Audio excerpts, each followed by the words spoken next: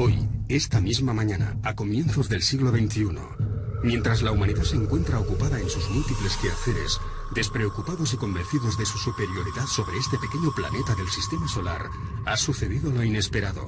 7.000 millones de personas se encuentran ante el televisor. Todo está a punto de cambiar. Una poderosa inteligencia exterior ha logrado cruzar el universo. Sus naves atravesaron la atmósfera esta madrugada y en estos momentos se encuentran sobre algunas de las urbes más importantes de la especie humana. Las primeras en aparecer fueron las de Lisboa, Oporto y Madrid. Las autoridades confirman que el contacto extraterrestre se va a producir en 2 semanas.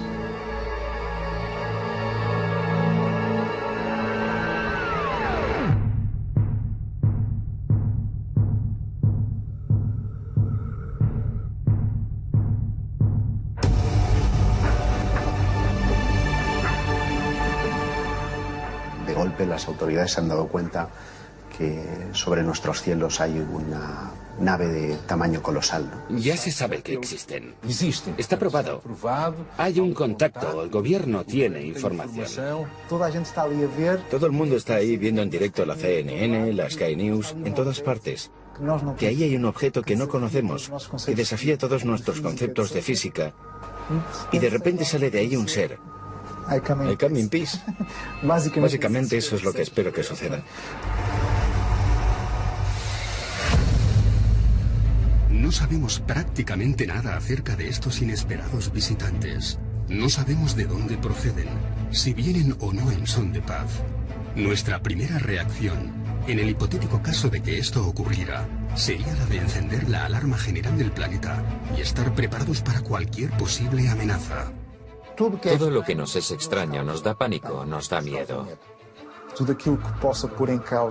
Todo lo que pueda poner en riesgo la cohesión social o que pueda poner en riesgo nuestra propia historia, tiene que ir con cuidado. Para no desintegrar nuestra propia sociedad. El ser humano no está formateado para cohabitar con lo desconocido. ¿Quiénes son? ¿Cuáles son sus intenciones? ¿Cómo va a afectar todo esto a la especie humana? ¿Cuál va a ser nuestra reacción? Entre las primeras medidas que se han puesto en marcha está la de reunir a un nutrido grupo de especialistas en diversas áreas. Si bien sabemos que el contacto es inminente, hemos de tomar decisiones y hemos de hacerlo rápido. Sería la primera vez que todo el mundo querría escuchar. Sí, sin duda. Y por eso mismo creo que el gobierno debería decirlo claramente y con los datos que tiene. Presentar pruebas de que somos visitados por otras especies. Que existen especies que tienen un carácter bueno, de intercambio, de ayuda, y otras que no. No sabemos nada sobre esta especie que quiere contactar con nosotros. O ya se sabía antes. Como periodista, me encantaría dar la noticia. Como ser humano, me encantaría tener la posibilidad de cruzar 2 palabras, de darle la mano a ese ser que ha cruzado quién sabe cuántos millones de kilómetros para llegar hasta nosotros. Es, sin duda, una noticia extraordinaria para la humanidad y para la ciencia. En mi opinión, nos vamos a llevar una gran sorpresa acerca de la antigüedad y los orígenes de nuestra propia civilización.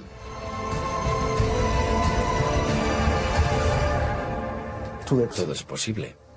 Todo es posible. Realmente hay que empezar a pensar que seres de otros mundos o de otros universos sean capaces de llegar hasta la Tierra y de tener una agenda, un plan del que prácticamente lo desconocemos todo. En los primeros momentos en que se recibiese la noticia, a no ser que esa noticia fuese filtrada por alguna agencia tipo la ONU, tipo planetaria, conjugada con alguna deliberación del poder científico, De ser completamente inesperada, sería un auténtico desorden, una desorganización y un pánico absoluto. Pero de ser mediatizada, en el sentido de una preparación previa, con una serie de pasos previos, los efectos serían relativamente diferentes. Deberíamos mostrarnos acogedores. Esa sería la primera actitud, y no tener una actitud paranoica. Pero yo creo que la única manera de que las personas despierten y crean es a través de los grandes medios de comunicación. Solo los grandes medios de comunicación. Básicamente eso en lo que creen y que consumen todos los días en el desayuno y en la cena. Les haría ser conscientes de que todo esto es real. De no ser así, va a continuar el proceso de ridiculización y de desinformación. Decía el famoso astronauta estadounidense que parece que el ser humano va a estar negando todo esto, incluso si tuviese un marciano tomándose un café con él. Lo seguiríamos negando. Habrá quien sí acepte la información que el gobierno le dé y otras personas que no, como suele ocurrir siempre con todas estas cosas, ¿no? Las autoridades se tendrían que preocupar más por la calma de la sociedad que por otra cosa. Una información muy alarmista puede generar conductas de pánico que lleven al caos. Es posible que se manipulara todo lo que ocurriese. Todo este tema lo tienen muy controlado. Quizás sea el tema más controlado a nivel de opinión pública que haya existido jamás, porque estamos hablando de lo más importante. Es más que posible que se hiciesen interpretaciones que fuesen completamente manipuladas, para que el público no tuviese una opinión propia de lo que ha ocurrido. Por lo tanto, creo que sería función del gobierno decir que la probabilidad de que existan otros seres es elevadísima, que se sabe, con los datos que tenemos, que existen otras especies y que quieren entrar en contacto con nosotros. Que el gobierno hará lo posible para establecer ese contacto con una actitud de intercambio, de benevolencia, de querer el bien, pero que también estará capacitado para, en caso de haber una actitud agresiva, defenderse. La desorganización planetaria lógicamente sería lo que corresponde a un caos. Por supuesto, el sistema económico, podemos imaginarnos que habría una caída en la bolsa bastante considerable. Pero si la naturaleza de la relación es fraternal, a lo mejor ese proceso se puede hacer de forma muy pausada, no tiene por qué ser inmediato. Se puede llevar como un tiempo de adaptación donde progresivamente se puedan ir dando indicadores que permitan que la mayoría de las personas puedan familiarizarse con esta idea. Muchas de las películas que se han hecho, por ejemplo Steven Spielberg, Encuentros en la tercera fase, E.T., sirven para ir sondeando cómo reaccionará el público cuando se dé la gran noticia. Y tendríamos que preguntarnos, ¿con qué propósito nos visitan? ¿Están aquí en son de paz? ¿Vamos a ser colonizados?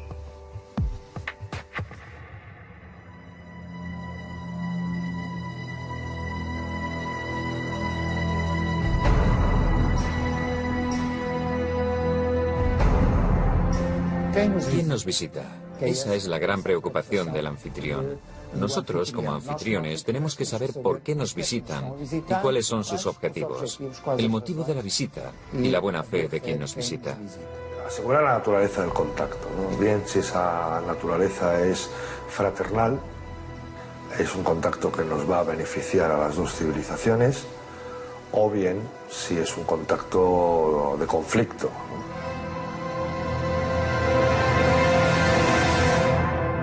Las experiencias que tenemos en ese sentido con microsociedades de nuestro propio planeta, en cuanto mantienen un contacto abierto con una civilización más desarrollada, con un nivel tecnológico más desarrollado, es que terminan siendo fagocitadas, aunque sea solo por el roce o por el trato. Yo me imagino a los niños jugando con el merchandising de los nuevos visitantes. Me quiero imaginar pues a voluntarios que van a querer ir a visitar sus naves, conocer su tecnología, a científicos fascinados por aquellos primeros avances, por aquellos primeros pasos en el campo de la medicina, en el campo de la ciencia, de la física.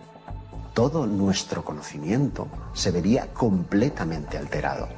Y eso estremece, porque ¿quién se va a quedar al cargo de nuestra cultura, de nuestra identidad, de nuestras cosas como seres humanos? ¿Quién va a querer salvaguardar de esa mezcla natural entre una raza supuestamente superior y nosotros? Si nos basamos en nuestra propia historia, nunca fuimos en son de paz. Siempre tuvimos como objetivo conquistar. Conquistar la tierra o conquistar los recursos. Si ese es el espejo, lo que hicimos nosotros en América Latina fue increíble. Diezmamos poblaciones. En América del Norte también, diezmamos poblaciones. Teniendo en cuenta nuestra propia experiencia en términos terrestres en relación con otras culturas, entendemos que un inferior tecnológico o un inferior cultural sería siempre diezmado y ultrapasado por un superior tecnológico y cultural. Cuando Cortés llega a las costas de México y es recibido con los brazos abiertos, podemos pensar que tiene que ver con el sustrato de que aquellas gentes estaban esperando a su serpiente emplumado, que además es representado con barba blanca, con yelmo, en definitiva, muy parecido a los conquistadores españoles. Como son sus dioses, pasad, sois bienvenidos. Lo desconocido es siempre una gran incógnita. Es el gran adversario, el terror de la supervivencia y de la existencia de la especie. El Brookings Report se hizo en los principios de los años 60. Por tanto, acababa de crearse la NASA. Y es ella quien pide al Brookings Institute un estudio sobre la exploración espacial. El informe tiene cerca de 220 páginas. Al final aparece la hipótesis del descubrimiento de vida extraterrestre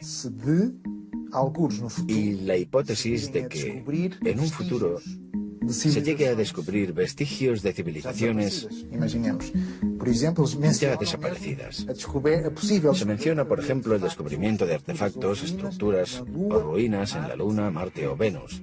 Y un poco más adelante, dicen que nuestra historia está repleta de ejemplos en que sociedades menos avanzadas acaban por destruirse al entrar en contacto con sociedades más avanzadas. O fueron diezmados, o simplemente desapareció su cultura al ser enterrada por una cultura superior. Por tanto, siguiendo estos ejemplos, aconsejan que al encontrar cualquier vestigio de la existencia de una cultura superior, sea mantenido en secreto hasta que puedan realizarse más investigaciones. Con lo que sabemos actualmente, con lo que ya se ha escrito, parece ser que los extraterrestres son una multitud de diferentes razas. Vamos a llamarlo así, o especies. Vamos a llamarlo especies. Y por tanto, no todas tienen una actitud benévola, una actitud pacífica. Hay unas que sí y otras que no. Esto es lo que se sabe a día de hoy. Hasta que las altas instancias no supieran cuáles son los planes o intenciones. Se intentaría no causar pánico. ¿Quién nos va a defender de las posibles hostilidades de personas que no conocemos? ¿Cómo vamos a resistir ante la aparición de este intruso que supuestamente para llegar hasta nosotros es desde el punto científico y tecnológico muy superior? Estamos hablando de un paso más dentro del fenómeno. Ese paso habría que tener muy en cuenta la seguridad nacional. Es lógico pensar que las autoridades quieran determinar qué nivel de peligro supone ese contacto entre humanos y alienígenas. Si da la impresión de que nos van a comer, posiblemente no queremos ofrecernos tan fácilmente. Más vale que nos preparemos y nos protejamos en la medida de lo posible, ¿no? Y ahí hay que actuar rápido.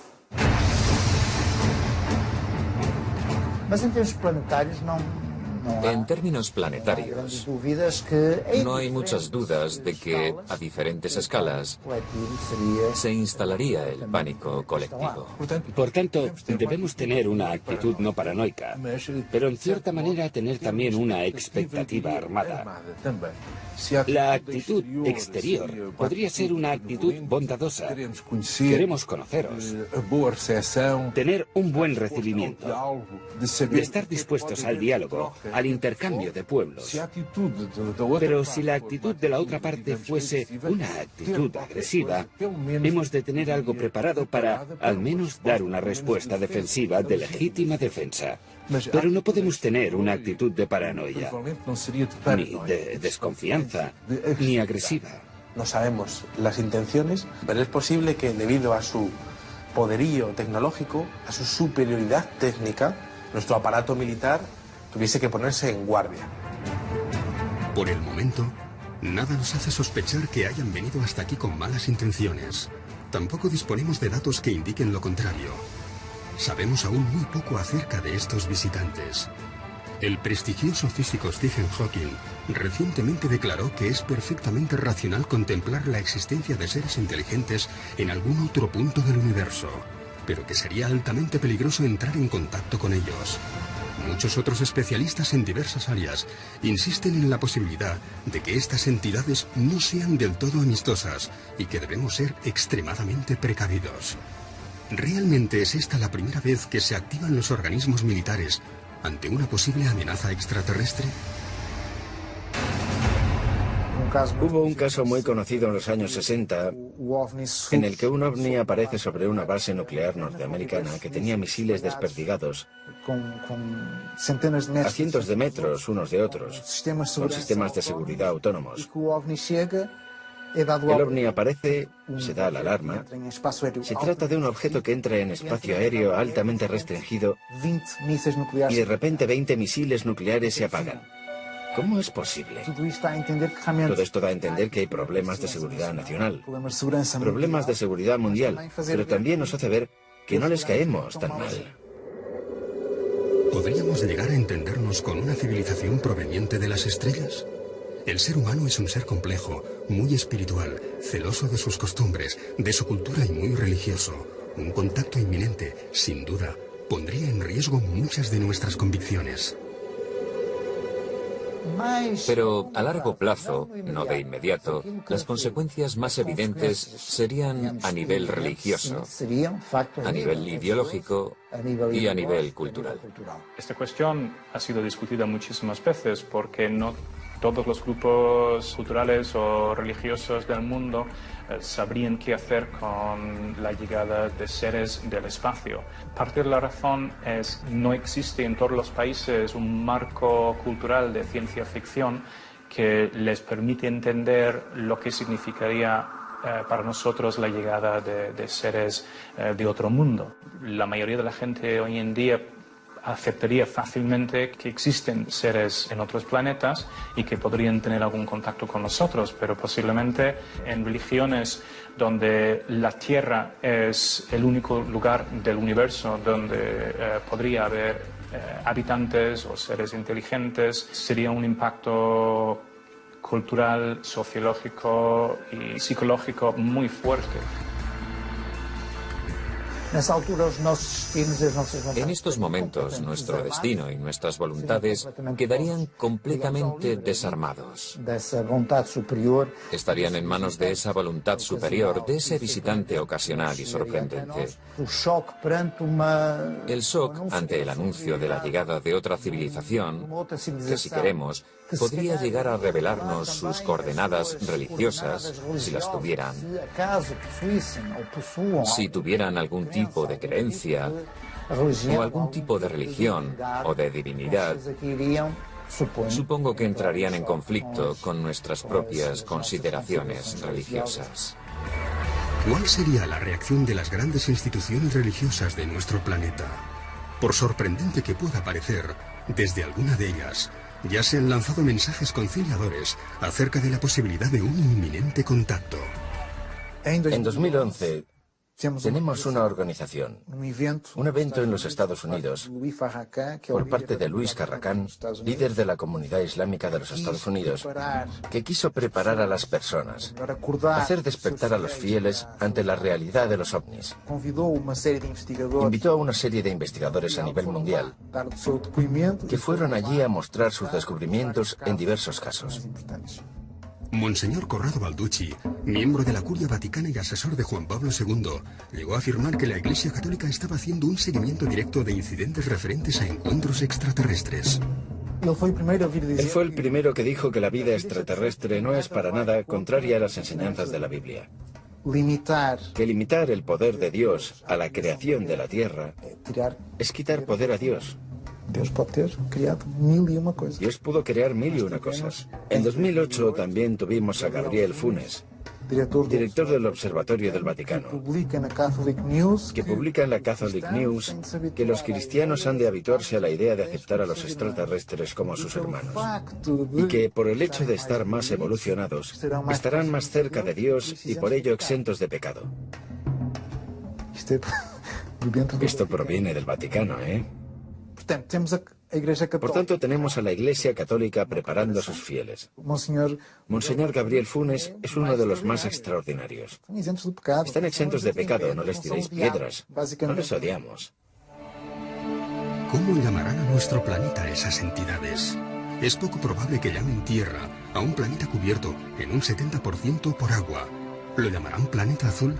Al menos este es el aspecto que tiene visto desde el espacio. Más de 5 millones de especies diferentes lo han habitado, pero tan solo un 1% de todas ellas la habitan en la actualidad. Las más fuertes, aquellas con mayor capacidad de adaptación, y por encima de todas ellas, el Homo sapiens sapiens. La llegada de una nueva especie, de una especie más evolucionada o tecnológicamente superior, desafiaría todas las leyes naturales que han regido la Tierra durante millones de años. El ser humano observa cómo su reinado, desde lo más alto de la pirámide evolutiva, está a punto de terminar. Probablemente lo vamos a llevar mal, porque creemos que somos los que estamos arriba, ¿no? Pero es bueno que de vez en cuando la naturaleza nos recuerde que no es así. Por ejemplo, un tsunami, un terremoto. Constantemente los acontecimientos naturales, que por cierto provocan estrés postraumático en algunas personas también, nos recuerdan que no somos tan poderosos como nos creemos, y es bueno que nos lo recuerden. Incluso como individuos también. Normalmente la mayoría de las personas piensa que es invulnerable. Las reacciones de la sociedad pueden ser absolutamente dispares y tienen mucho que ver en su reacción con la afirmación como pueblo y como especie y como signo de identidad de cada uno de los pueblos. Sería la primera vez que las nacionalidades dejan de existir. Pasamos a ser solo uno. Pasamos a ser todos terrícolas. Dejamos de ser los portugueses, los españoles. Pasamos a ser solo uno. Si algo tiene de bueno la especie humana, que lo ha demostrado a lo largo de miles de millones de años, es la capacidad de adaptación a las nuevas circunstancias. Eso es lo que nos ha hecho sobrevivir frente a otras especies que en principio eran más fuertes que nosotros, pero con menos capacidad de adaptación. Eso es lo que nos ha permitido evolucionar y sigue estando, esa capacidad de adaptación está intacta.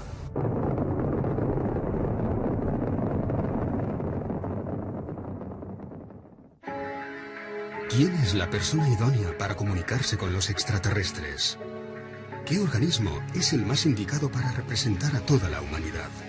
Esta es probablemente una de las cuestiones más difíciles de resolver en los días previos al contacto.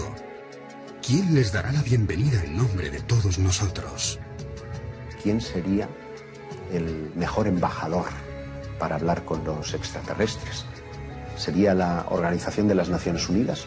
Claro. El día del contacto todos querrían estar allí. Todos querrían estar allí. De eso no hay duda alguna. ¿A quién no le gustaría poder estar en ese eventual contacto con los extraterrestres? Pues alguien que pudiera asegurarnos que puede desarrollar un mecanismo de comunicación fiable y seguro con la otra civilización, ¿no? La ONU representa oficialmente a todos los países. Es lo lógico. Y en ese caso, si es un representante de toda la humanidad, ¿a qué raza, a qué religión, a qué parte del mundo le correspondería establecer el contacto con un ser más desarrollado, al menos técnicamente, que los seres humanos? Los políticos no estarían preparados para este encuentro. Por mucha información que llegasen a manejar a nivel de informes oficiales o a nivel de toda la infraestructura que hay creada en torno al fenómeno OVNI y que coge dinero de los presupuestos militares, no estarían preparados por una sencilla razón, porque no sabrían a qué atenerse, no sabrían exactamente de qué es capaz el fenómeno, qué casos ha habido y qué es lo que le ha ocurrido a la gente que ha tenido contacto con este tipo de inteligencias o con este tipo de objetos. Los ufólogos no son los indicados porque la única cosa que hemos hecho a lo largo de los últimos 65 años es intentar probar su existencia. Si ya están aquí, dejamos de ser útiles, pasamos a ser científicos. Lo que tendrían que hacer básicamente sería hablar con todos los expertos en el fenómeno OVNI y recopilar una serie de casos que han ocurrido en el pasado y que podrían ayudar con respecto a un contacto inminente. Para muchos historiadores del fenómeno OVNI, cabe contemplar la posibilidad de que no uno, sino varios contactos de estas características ya se hubiesen producido en distintos momentos de la historia. Otra hipótesis, esta es todavía más conspiranoica, incluiría una suerte de pacto entre algunas potencias de la Tierra y esos eventuales extraterrestres. El 20 de febrero de 1954 habría tenido lugar un encuentro con una comitiva de extraterrestres en la base de Edwards, con el entonces presidente Eisenhower. Es un registro histórico, el que aquella base estuvo cerrada en alerta máxima, algo inusual y sin haber grandes explicaciones. Y hubo una serie de testimonios que llegaron al público, de gente que estuvo presente o de algún familiar que estuvo allí. Ese primer encuentro habría sido con una especie muy parecida a nosotros, los llamamos nórdicos, que estarían preocupados con las detonaciones atómicas, con la evolución tan agresiva que estábamos teniendo, y que llamaron la atención al respecto. Supuestamente, según esos testigos, aquel encuentro no habría ido muy bien, ya que los militares estaban más preocupados por el acceso a la tecnología para fines militares. Así que habrían tenido otros encuentros, esta vez con los llamados grises, que estaban dispuestos a ceder tecnología a cambio de una cuota de abducciones. La idea era que los grises cediesen la tecnología y nosotros no, los americanos, permitirían determinadas cuotas de abducciones con la condición de que las personas fueran devueltas al mismo lugar en el que estaban intactas y seguras. Surgen algunos testimonios acerca de las llamadas MILABs, Military Abductions, donde algunos testigos aseguran haber visto durante sus abducciones, estando en un lugar similar al que estuvieron con los seres grises, seres humanos, militares, vestidos con uniformes, con enseñas, etc. Y por lo tanto, la teoría sería que los militares empiezan a intentar controlar las abducciones que se estaban haciendo. La persona o el grupo de personas más indicadas para establecer un primer contacto debieran de ser científicos. Por otra parte, también sería muy interesante el hecho de poder llevar a líderes religiosos, que todos estuviesen allí para poder observar in situ lo que estuviese ocurriendo. El ser humano está muy relacionado con el tema de la trascendencia y el tema de la religión. Y entonces sería muy interesante llevar a esas figuras religiosas para que también estuviesen presentes y que pudiesen realmente observar la realidad del fenómeno desde un punto de vista real, no desde un punto de vista interpretativo.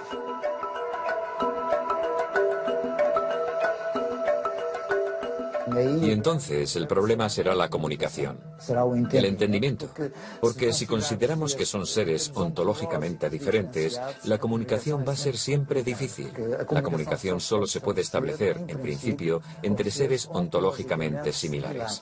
Es un problema pensar en el lenguaje, un problema que incluso estuvo en el punto de mira de los gobiernos que se preguntaron en un momento determinado, creo recordar que a finales de los 80, que si existía un eventual contacto, ¿cómo nos íbamos a comunicar con ellos?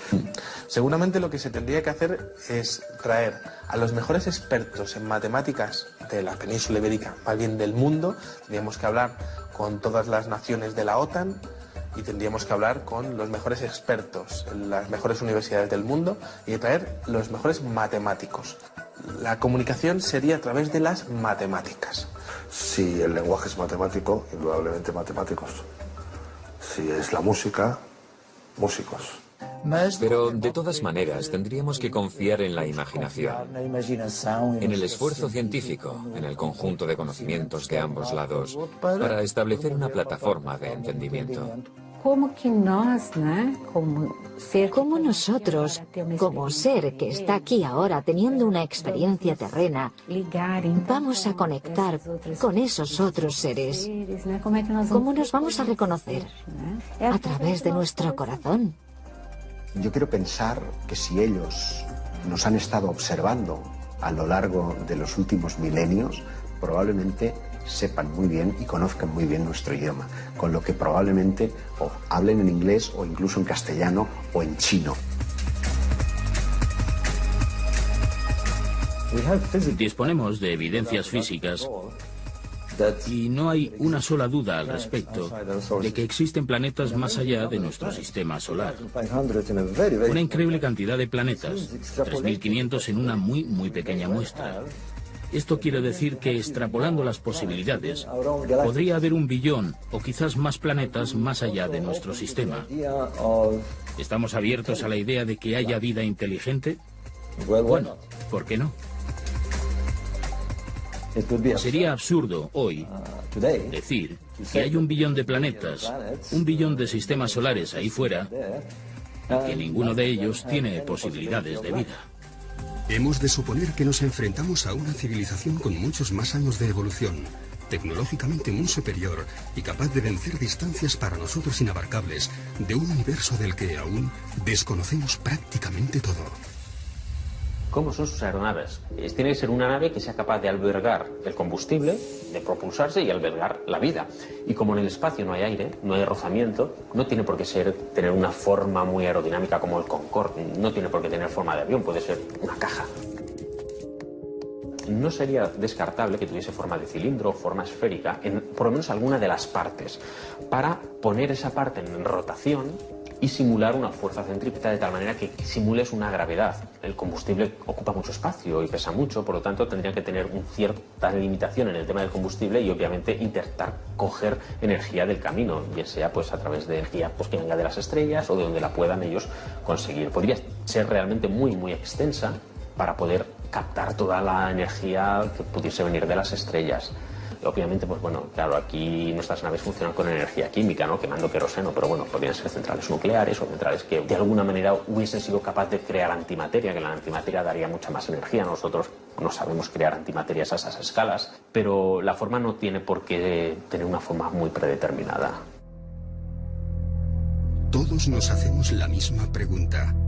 ¿Qué o quién descenderá de esa nave? Se abren las puertas y no sabemos qué forma van a tener. Hoy en día ya hay mucha literatura y descripciones de diferentes tipos de extraterrestres que son considerados más o menos agresivos. Por lo que tendríamos que tener en cuenta qué tipo de extraterrestre es con el que vamos a contactar. Aquí en la Tierra tenemos todo tipo de especies de animales y todos son diferentes. A ver, digamos que la que se supone que está más evolucionada somos nosotros, tenemos pues una anatomía muy característica, el hecho de tener las manos es muy importante, el hecho de que caminemos a 2 patas pues también es importante para tener la perspectiva, y que tengamos los 2 ojos enfrente pues también nos ayuda a calcular distancias, el hecho de que cómo nacemos, que realmente nacemos y mientras nacemos el cráneo se nos deforma para poder salir, y eso también tiene su porqué, y de hecho nacimos y no sabemos nada, necesitamos muchos años de aprendizaje, y eso es lo bueno. Claro, cuando un animal nace y ya se puede valer por sí solo, en realidad pues poco evolucionado va a estar. Entonces, claro, ¿cómo serán los extraterrestres? Pues en realidad nada nos indica que tengan que ser como nosotros, más delgados y con 2 antenas, o que no puedan tener pues muchas más extremidades, o que lo que sí está claro es que nosotros tenemos la cabeza donde tenemos la vista, que es nuestro sentido más importante, y donde en realidad pues bueno, también tenemos el olfato, que también es un sentido que ha sido muy importante en la evolución y que está cerca del cerebro para que la información vaya rápido. Eso está muy bien también, y además tenemos los ojos en la parte alta para poder ver bien, pero no necesariamente tienen que ser parecidos a nosotros. Nosotros estamos basados en una química, podrían estar basados en otra química. Su ADN no tiene nada que ver con el mío, pero ¿y si resulta que soy de tu raza, que soy de tu especie y que estoy circunstancialmente viviendo en otro planeta porque en un pasado remoto estuve en el tuyo?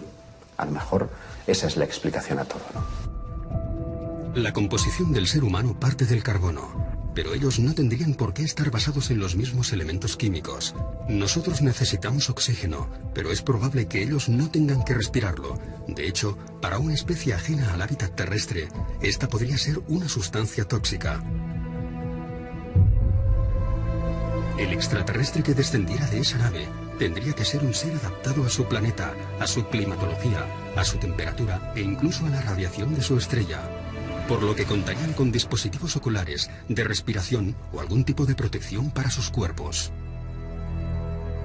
A ver, en su planeta, pues bueno, eso ellos, depende de la temperatura y la cultura que tengan, pues podrán ir o no vestidos, eso es lo de menos. Pero si tienen que ir a otro planeta, obviamente ya no el hecho de ir a otro planeta, sino que van a ir por el espacio. Si vas por el espacio, pues nadie te dice que no vayas a tener que salir a hacer una reparación. Obviamente necesitas un traje.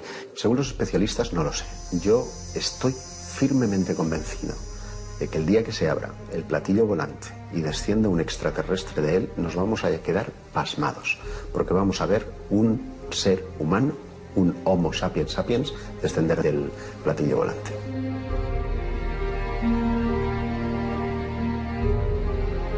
De ahí va a bajar un Homo sapiens sapiens. Somos 7.000 millones de personas las que habitamos nuestro planeta. ¿Quién de nosotros no desearía estar presente en el momento en el que se abran las puertas de la aeronave? ¿Quién no tendría una pregunta para formular? Un deseo, un mensaje. ¿Quién no se ha imaginado qué haría si es uno de los elegidos para darles la bienvenida? Escuchar. Por cierto, una actitud que como seres humanos perdemos cada día más, sobre todo cuanto más occidentalizados estamos. Escuchar.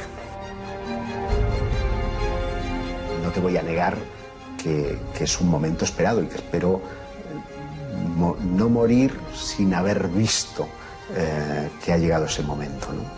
No lo sé. Me gustaría poder experimentar en primera persona la corroboración de que no he estado persiguiendo fantasmas. Como primera pregunta, trataría de ver corroboradas mis cuestiones más personales, ¿no?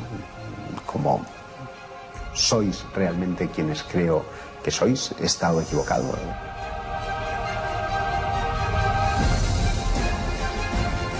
Hay un proverbio chino que dice que no hagas las preguntas de las que no quieras saber las respuestas.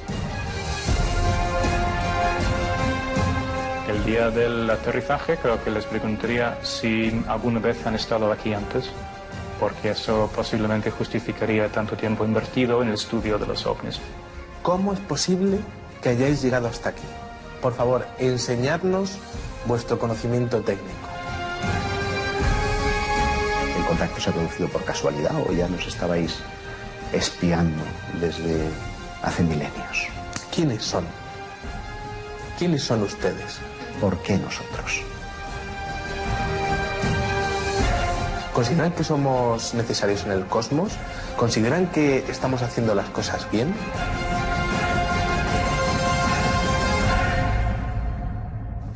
Yo, sinceramente, les echaría en cara el haberme tenido durante décadas persiguiéndoles de un lado para otro. Porque, desde luego, he tenido que aguantar muchas risas, he tenido que aguantar mucho descrédito.